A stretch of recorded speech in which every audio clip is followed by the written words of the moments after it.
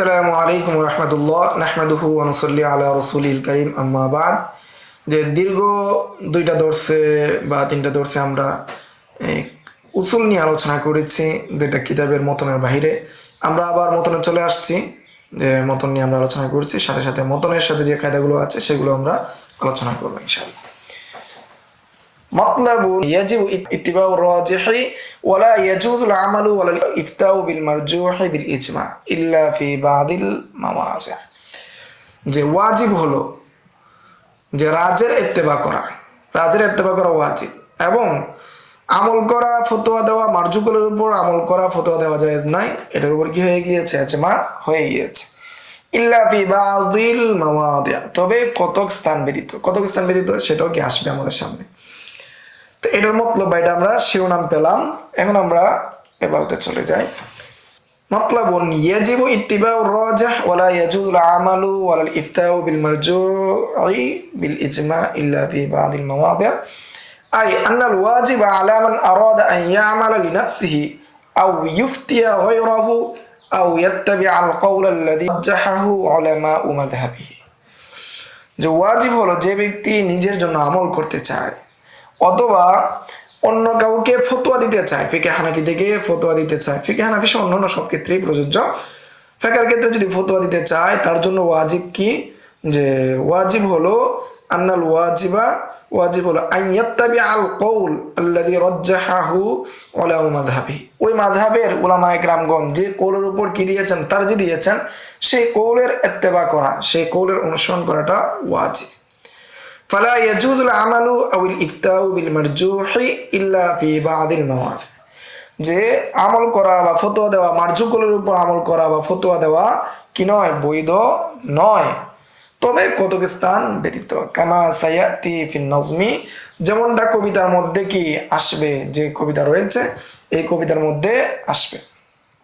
তো এটা শেষের দিকে আসবে যে কখন জয়ীব কলের উপর আমল করা যাবে, মারজুকুলের উপর আমল করা যাবে। যদি জয়ীব কলের উপর আমল করতে কেউ বাধ্য হয়ে যায়, এছাড়া আর তার কোনো উপায় নেই, তখন কি করবে? সে জয়ীব কলের উপর আমল করবে। অথবা তার কাছে যদি প্রসিদ্ধভাবে এই জয়ীব কৌলের প্রসিদ্ধ কোনো রেওয়ায়ত আসে, প্রসিদ্ধ কোনো হাদিস আসে, সহিহ রেওয়ায়েতে যদি কোনো হাদিস সে পেয়ে যায়, তার নিকট যদি সেটা কওয়ি হয়ে যায়, তখন সে কি করবে? সেই মারজুহ কৌলের উপর আমল করবে। ওয়াকাদ নাকালুল ইজমা আলা যালিকা, ফুকাহায়ে কেরামগণ এটার উপর কি ইজমা নকল করেছেন, যে এর উপর সকল মাযহাবের ফুকাহায়ে কেরাম কি মানে ঐক্যমত, যে কোনোভাবেই মারজুহ কওলের উপর কি করা যাবে? আমল করা যাবে না। সবসময় রাজিহ কওল যেটার উপর তারজিহ দেওয়া হয়েছে, সেটা তারজিহে ইলতিজামি হোক বা তারজিহে সরিহ হোক, অথবা যাহিরুর রিওয়ায়ার বিপরীতই যদি কোনো মাশায়েখগণ কোনো মতকে তারজিহ দিয়ে থাকেন, সেটার উপরই কি করতে হবে? আমল করতে হবে। ফাফিল ফাতাওয়াল কুবরা লিল মুহাক্কিক ইবনে হাজার আল মাক্কি, ফতোয়া কুবরা মুহাক্কিক ইবনে হাজার আল মাক্কি, তিনি মালিকি মাযহাবের, ওনার ওফাত 995 হিজরিতে, ইবনে হাজার মাক্কির ওফাত।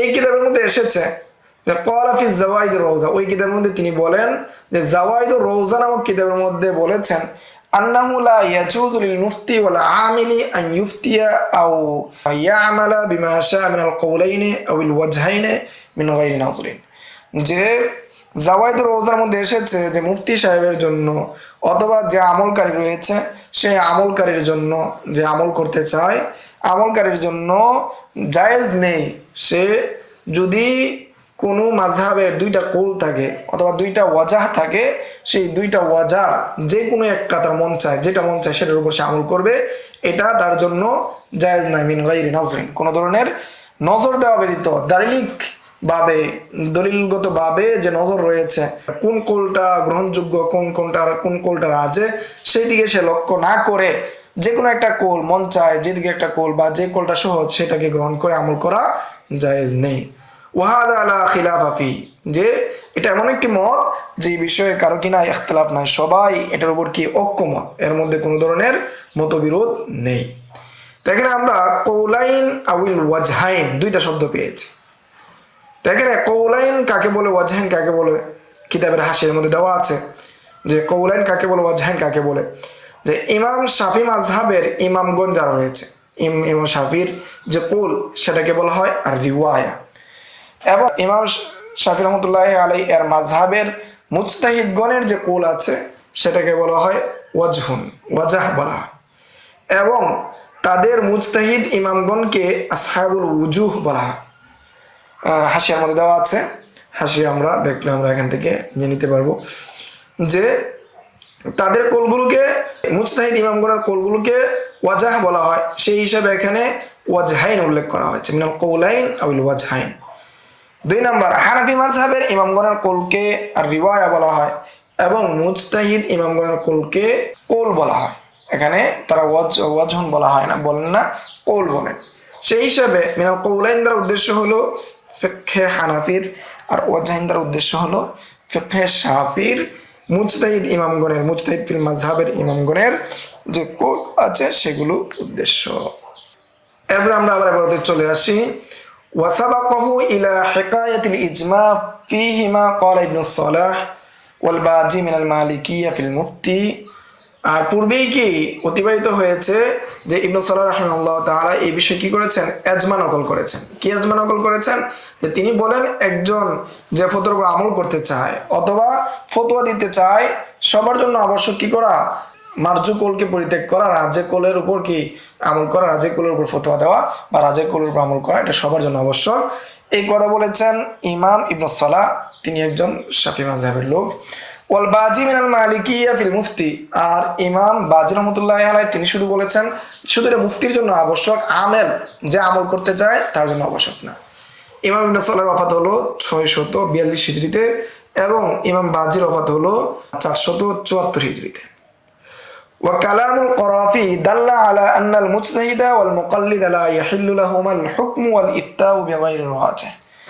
ইমাম করাফির কৌল দালালত করে যে একজন মুজতাহিদি হোক অথবা মুকাল্লিদি হোক তার জন্য বৈধ হবে না, সে কি করবে, রাজেহ ব্যতীত অন্য কোনো কৌলের উপর ফতোয়া দিবে অথবা আমল করবে, সে মুজতাহিদ হোক অথবা মুকাল্লিদ হোক, সবার জন্যই কি আবশ্যক রাজে কোলকে কি গ্রহণ করা। এবং করাফির ওয়াফাত 684 হিজরিতে। লিআন্না ইত্তিবাউন লিল হাওয়া, কেননা রাজে কোল ব্যতীত মার্জু কোলের উপর কি অনুসরণ করা, এটা কি, বা মার্জু কোলের উপর কি দেওয়া, ফতোয়া দেওয়া, এটা হলো কুপ্রবৃত্তির অনুসরণ, হাওয়ার অনুসরণ। ওহুয়া হারামুন ইজমান, এটা সর্বসম্মতিক্রমে কি হারাম। ওয়া ইন্না মাহাল্লাহু ফিল মুজতাহিদি মা লাম তাতাআরাদিল আদিল্লাতু ইনদাহু ওয়া ইয়াজিজু আনিত তারজিহ। আর ওই সমস্ত স্থান, যে সমস্ত স্থানের ক্ষেত্রে মুজতাহিদ কিনা হয়, দলিল আদিল্লার ক্ষেত্রে কিনা হয়, তাআরুজ না হয় এবং সে যদি তারজিহ দিতে অক্ষম হয়ে যায়, ওয়া ইন্না লিমুকাল্লিদিহি হাইনা ইদিন আল হুকমু বিআহাদিল কওলাইন, তখন মুকাল্লিদের জন্য যে কোনো একটা কৌলকে গ্রহণ করা, যে কোনো একটা কৌলকে গ্রহণ করে নিতে পারবে। বিআহাদিল কওলাইন ইজমা, এই বিষয়ে কি হয়ে গিয়েছে, ইজমা হয়ে গিয়েছে। وقال الإمام المحقق العلامة القاسم بن قطلبغا في أول كتابه تصحيح القدوري، যে মুহাক্কিক আল্লামা কাসিম কুতলুবুগা, ইবনে কুতলুবুগা ইমাম ইবনে হুমামের ছাত্র, যে ওনার ওফাত 869 হিজরিতে, তিনি বলেন যে ফি আউয়ালি কিতাবিহি তাসহিহুল কুদুরি, যে কিতাবের শুরুর দিকে, তাসহিহুল কুদুরির শুরুর দিকে তিনি বলেন যে ইন্নী রাআইতু মান আমালা ফি মাযহাবি আইম্মাতিনা রাদিয়াল্লাহু তাআলা আনহুম বিতাশাইয়্যি, যে আমি দেখেছি আমার মাযহাবের মধ্যে, আমাদের ইমামদের মাযহাবের মধ্যে যারা কি করে কুপ্রবৃত্তি অনুযায়ী কি করে আমল করে। হাত্তা সামিআতু মিন লফজি বাদিল কুযাত, এমন কি কত যে কাজী বা বিচারকদের কত আমি শুনেছি যে তারা বলে হাল সুম্মা হাজার, যে এখানে 2 কোল যদি থাকে, 2 কোলের কোল গ্রহণ করা দিয়ে কোনো নিষেধাজ্ঞা আছে নাকি, কোনো বাধা আছে নাকি? ফাকুলতু নাম, হ্যাঁ অবশ্যই আছে, যে কোল যদি 2টা থাকে যে কোনো একটা কোল নেওয়ার ক্ষেত্রে কি আছে, বাধা আছে। ইত্তিবাউল হাওয়া হারাম, কুপ্রবৃত্তির অনুসরণ করা কি নিষেধ, হারাম। ওয়াল মারজুহু ফি মুকাবালাতির রাজিহ বিমানজিলাতিল আদম, আর মারজু যে কোলটা রয়েছে সেটা রাজের বিপরীতে, সেটা আদমের স্তরে, সেটা আদমের পর্যায়ে। ওয়াতারজিহু বিগাইরি মুরাজ্জাহিন ফিল মুতাকাবিলাতি মামনুআন, আর যখন রাজে কোল আছে, মারজু কোল আছে, তখন রাজেটা কি হবে, গ্রহণযোগ্য হবে, আর মারজু যেটা আছে সেটা কেমন যেন নাই, সেটা কোনো কথাই না, সেটা কোনো ধর্তব্যই না, সেই হিসাবেই গণ্য হবে। আর ওয়াতারজিহু বিগাইরি মুরাজ্জিহিন ফিল মুতাকাবিলাতি মামনুআন, যখন পরস্পর কোনো কোল কি হয়, বিরোধ হয়ে যায়, তখন কোনো ধরনের মুরাজ্জিহ ছাড়া, কোনো তারজির যে সমস্ত কারণ আছে সেই কোনো কারণ ছাড়া কোনো একটাকে প্রাধান্য দেওয়া এটা নিষেধ, এটা মামনু, নিষেধ। ওয়াকালা ফি কিতাবিল উসুল ইয়ামারি, এবং তিনি উসুলের কিতাব ইয়ামারির কিতাবের মধ্যে তিনি বলেন যে ওনার ওফাত, ইয়ামারির ওফাত 799 হিজরিতে, যে মাল্লাম ইয়াত্তালি আলাল মাশহুরি মিনার রিওয়ায়াতাইন আল কওলাইন, যে ব্যক্তি অবগত নয় যে দুই রিওয়ায়াতের মধ্যে কোনটা প্রসিদ্ধ, দুই কওলের মধ্যে কোনটা প্রসিদ্ধ, ফালাইসা লাহু তাশাইয়্যু, তার জন্য সুযোগ নাই সে কি করে প্রবৃত্তি অনুসরণ করবে, যে কোনো একটা কওলকে গ্রহণ করবে। ওয়াল হুকমু বিমা শাআ মিনহুমা মিন গায়রি নাযরিন ফিত তারজিহ, কেননা সে কি করবে, যে গ্রহণ করবে দুইটা থেকে কোনো ধরনের দৃষ্টি দেওয়া ব্যতীত যে কোনটা তারজি কোনটা তারজি না, এটা কিনা এর সুযোগ নাই। ওয়াকাল ইমাম আবু আমর ফি আদাবিল মুফতি, ইমাম আবু আমর তিনি আদাবুল মুফতির মধ্যে তিনি বলেন, ইবনে সালাহ, আবু আমর দ্বারা উদ্দেশ্য ইবনে সালাহ, তিনি বলেন ইয়ালাম আন্না মান ইয়াকতাফি বিআন ইয়াকুনা ফাতাওয়াহু আও আমালুহু মুওয়াফাকান লিকাউলিন আও ওয়াজহিন ফিল মাসআলা, যে জেনে রাখো যে ব্যক্তি চায়, যে ব্যক্তি কি করে যথেষ্ট মনে করে যে তার ফতোয়া তার আমল দুই কওলের অথবা দুই ওয়াজার যে কোনো একটা অনুযায়ী হলে কি যথেষ্ট হয়ে যাবে। ওয়া ইয়ামালা বিমা শাআ মিনাল আকওয়ালি ওয়াল উজুহি মিন গায়রি নাযরিন ফিত তারজিহ, আর সে যদি আমল করতে চায় অনেকগুলো কোলের মধ্যে যে কোনো একটা, অনেকগুলো ওয়াজার মধ্যে যে কোনো একটা ওয়াজা, কোনো ধরনের তারজির যে সমস্ত কারণ আছে সে সমস্ত তার জিহাদের কারণের দিকে লক্ষ্য না করে সে যে কোনো একটার উপর যদি আমল করে ফেলে, ফাকাদ জাহিলা ওয়া খারাকাল ইজমা, সে মূর্খ, সে অজ্ঞতার কাজ করলো এবং সে ইজমার বিপরীত কাজ করলো, ফুকাহায়ে কেরামের বিপরীত কাজ করলো। হাকাল বাজি আন্নাহু ওয়াকাআত লাহু ওয়াকিআতুন ফাআফতাউ ফিহা বিমা ইয়াদুররুহু, ইমাম বাজি বর্ণনা করেন যে তার সাথে একটা ঘটনা ঘটেছে, যে ফুকাহায়ে কেরামগণ এমন একটি ফতোয়া দিল যেটা কি মানে কষ্টদায়ক, ক্ষতিকারক ইমাম বাজি সম্পর্কে। ফালাম্মা সাআলাহুম ক্বালু, যখন তিনি তাদেরকে জিজ্ঞাসা করলেন তারা বলল মা আলিমনা আন্নাহা লাক, যে আমরা তো জানি না আপনার মতো মহান ব্যক্তি এই ফতোয়া চাইছেন, তাহলে তো আমরা এই ফতোয়া দিতাম না। ওয়া আফতাউহু বিরিওয়ায়াতিল উখরা আল্লাতী তুওয়াফিকু কসদাহু, তখন ওই সমস্ত ফুকাহায়ে কেরামগণ কি করলেন, আরেকটা রিওয়ায়াতের মাধ্যমে কি দিলেন, ফতোয়া দিলেন যেটা কি ক্ষতি হয় না, তার উদ্দেশ্য মুওয়াফিক হয়। ফাকাল আল বাজি, তখন ওই সমস্ত ফুকাহায়ে কেরামকে ইমাম বাজি রাহমাতুল্লাহি আলাইহি বলেন হাযা লা খিলাফা বাইনাল মুসলিমিন, এই বিষয়ে মুসলমানদের মধ্যে কোনো ইখতিলাফ নাই। ওয়া মান ইয়াতামিদু বিহি, এবং যাদের উপর নির্ভর করা হয় যে তাদের ক্ষেত্রে কোনো কি নাই, ইখতিলাফ নাই। ফিল ইজমাই আন্নাহু লা ইয়াজুজ, যে এজমার মধ্যে এসেছে, এজমা রয়েছে যে এটা কিনা বৈধ না, যে মন চাহে যে কোনো একটা কোলের উপর ফতোয়া দেওয়া কিনা বৈধ না। তাহলে এখান থেকে আমরা 3 নম্বর উসুল পেয়েছি, যদি কোনো মাসালাতে একাধিক মতামত থাকে, উজুদ তারজিতে চিন্তা ভাবনা ছাড়া কোনো কৌলের উপর কোনো একটি মতামতের উপর ফতোয়া দেওয়া, সেটা কি ইজমার খেলাফ। এটা হলো কয় নম্বর উসুল? 3 নম্বর উসুল। যে কোনো মাসালাতে যদি একাধিক মতামত থাকে এবং সেটার মধ্যে তারজি না থাকে, এবং কোনটা উভয় কৌল যদি জহির রিওয়ায়াত থাকে, জহির রিওয়ায়ার মধ্যে থাকে, অথবা উভয় কৌল যদি নামাদির রিওয়ায়াত থাকে, জহির রিওয়ায়ার মধ্যে যদি ওই ধরনের কোনো কৌল না থাকে, তখন ফতোয়া কিভাবে দিবে এর উদাহরণ নিয়ে আলোচনা। 1 নম্বর উদাহরণ, যে দুই ব্যক্তি যৌথভাবে কোনো কিছু সৎকা করলো তা অথবা হেবা করলো, এটার এলো উদাহরণ।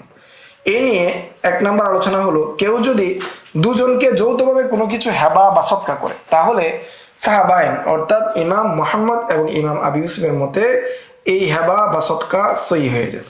কেননা এখানে মালিকানা পাওয়া যাওয়ার কারণে যে তামলিকের সুয় বা ব্যপ্ত হিস্সার যে বিষয় রয়েছে, এতে কোনো সমস্যা হবে না। এটা হলো সাহাবের মত। 2 নম্বর, ইমাম মুহাম্মদ জামিউ সগীরে উক্ত মাসলা উল্লেখ করার পর বলেন এতে সদকা জায়েজ রয়েছে কিন্তু হেবা জায়েজ নেই। সদকা করা জায়েজ কিন্তু হেবা জায়েজ হবে না। পার্থক্যের কারণ হলো সদকা প্রথমে আল্লাহ তাআলার মালিকানা যায়, তারপর যৌথ মালিকানা সাব্যস্ত হয়।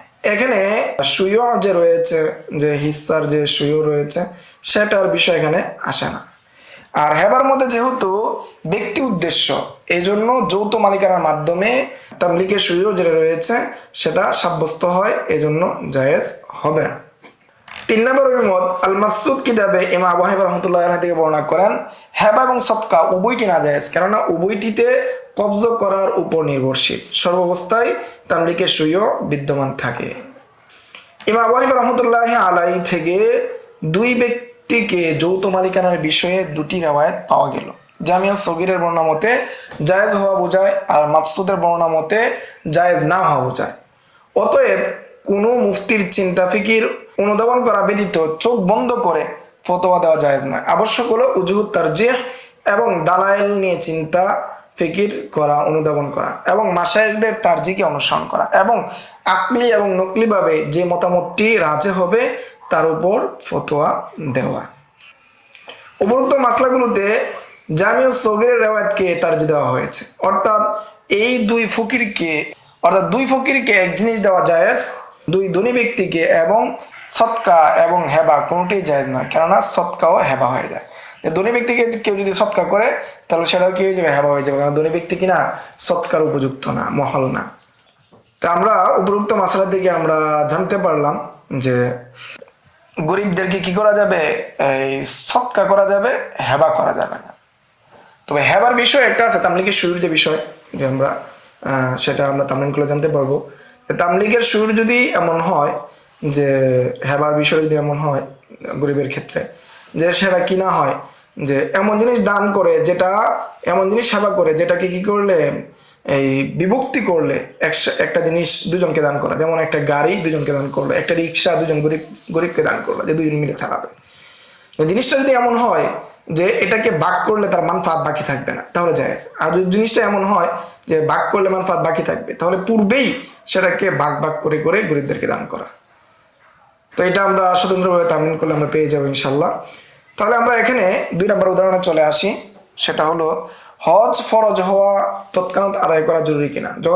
যখন হজ ফরজ হয়, কোনো ব্যক্তি যদি হজে যে সমস্ত শর্ত শরাত রয়েছে সেগুলো যদি কারোর মধ্যে পাওয়া যায়, তাহলে তার কি তৎক্ষণাৎ আদায় করা জরুরি না। এই বিষয়ে ইমাম আবু হানিফা থেকে 2টি রিওয়ায়াত পাওয়া যায়।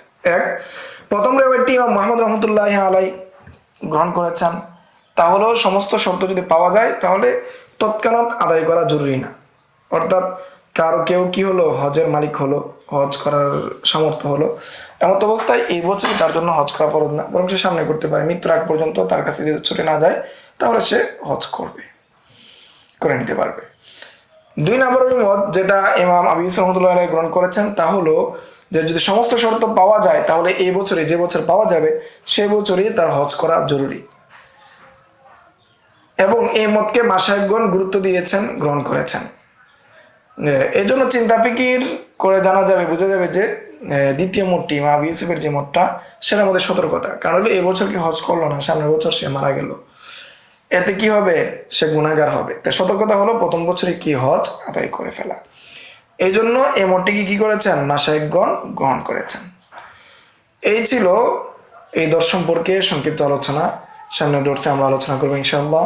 আসসালামু আলাইকুম ওয়া রাহমাতুল্লাহ। يؤتي الحكمة من يشاء ومن يؤت الحكمة فقد أوتي خيرا كثيرا وما يذكر إلا أولو الألباب